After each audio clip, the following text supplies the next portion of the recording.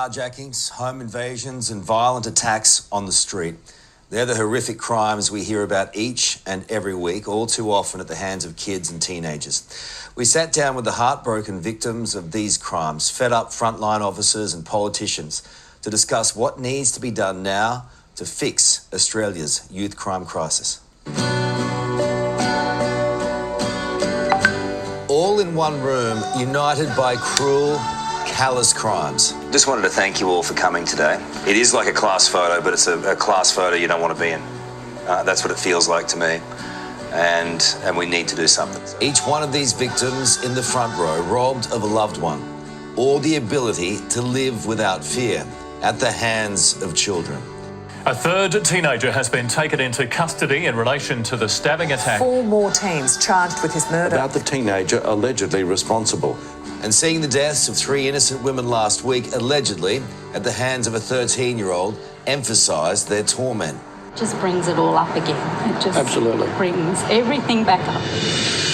Kate Ledbetter and her partner Matthew Field were at the intersection when they were killed after an out-of-control 4-wheel drive ran a red light.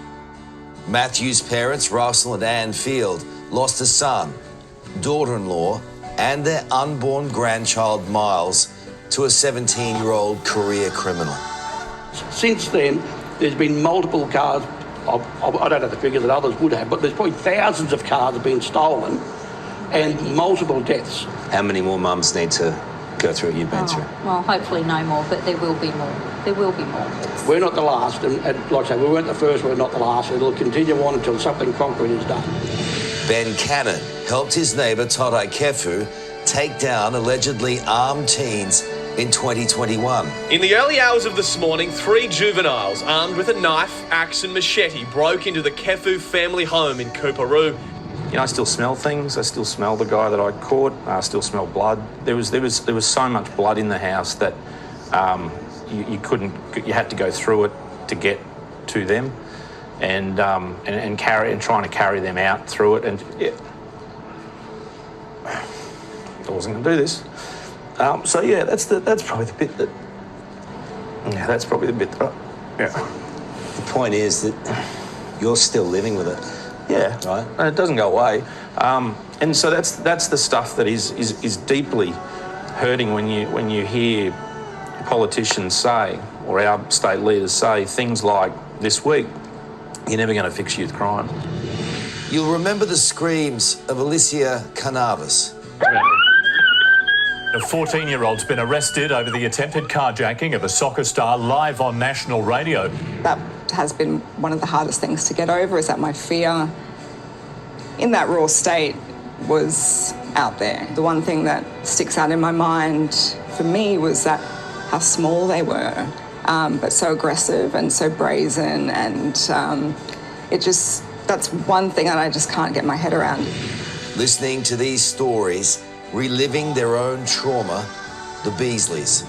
Jack Beasley stabbed to death during a brawl between 2 groups outside a Surfers Paradise supermarket on Friday night. A 15-year-old boy, the first to be charged over Jack's death. The Beasleys have made a difference, but still not enough to change the fate of Jack's teen killer. You say it's not a reflection on your child's life, but it is.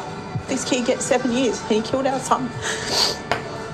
And I just don't understand why the kids are going out doing what they're doing. Like, they just need to understand that it just affects so many people. So many people, like the police, the first responders, like your ambulance people.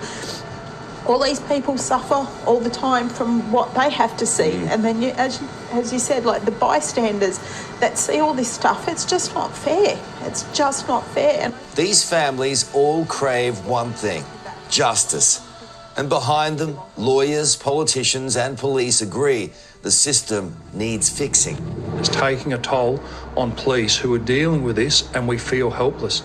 So I think we need to look at that. And I think with these young people, they commit these serious crimes, it needs to be an open court.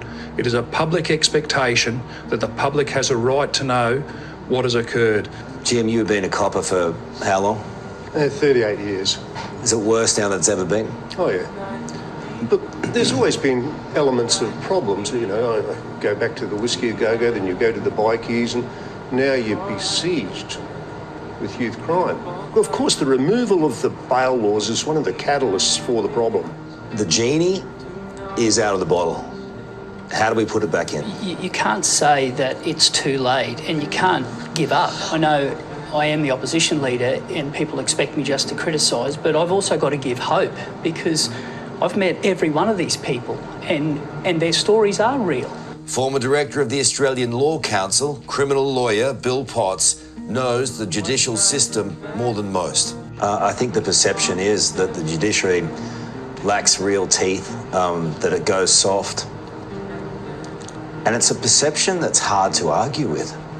It is. Being real. It is hard to argue with, and I'll attempt to do so. We don't sentence people on the basis of anger. There is a large number of things which must be taken into account. 10-year-olds don't wake up one day and say, I'm going to become a criminal, I'm going to become a murderer. They know what they're doing, but do they really appreciate the effect of that? And that's one of the reasons why we treat children in a different way than we do adults. Simply raising penalties, jailing our way out of trouble is not going to work. Yeah, but Bill, it's like I'm a parent, and I'm sorry, you are certainly not under trial here. I'm a parent.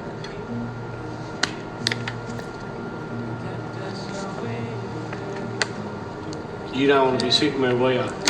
And if I saw it and it happened to my kid, I'd want that whoever it was To be gone. locked up forever. At best, I don't see these people being looked after at all by the law. I agree, and that's the number of the issues. Victims are almost completely ignored. So how do key players think youth crime should be stopped? Rewrite the Youth Justice Act and make consequences for actions and put the rights of the victims ahead of the rights of the offenders. Unshackle the judiciary, and that starts with removing this rubbish about detention being a last resort. Kids need to be educated on the ramifications of what can happen if they choose to carry a knife. Like when we go out to schools and we speak to them, like they need to understand that impact, and when they see that impact, it is sending some signals back home to say, well, I shouldn't be carrying a knife. If the kids know that third chance, fourth chance, you come with me, they go somewhere with one-on-one, an expert or return serviceman. It may help both parties out in that sense, and in a sense, teach them right from wrong. Teach them how to do a resume, teach them how to get a job, teach them a trade. And at the end of the day, in 2, 3, 5 years' time, they come out a better person. Other solutions? Divisive. Some families shouldn't be left in charge of a house brick, let alone a child. They're incapable of doing anything. If they can't look after a child, they need to be taken away and put in good care. That's one thing. And I'm going to go a step further. I want the Commonwealth to come in, look at their service, but let's take away welfare. The government's there to protect the community. It just isn't happening. Until their voices are heard and change is embraced, they all agree they'll keep fighting. All right, so there it is. We did invite the Queensland Premier, Police Minister, Attorney General and Youth Justice Minister to our Youth Crime Forum, but all rejected, pardon me, how often the lawmakers unable to hear from those they've failed. It's now, we think, over to the government to do something about it.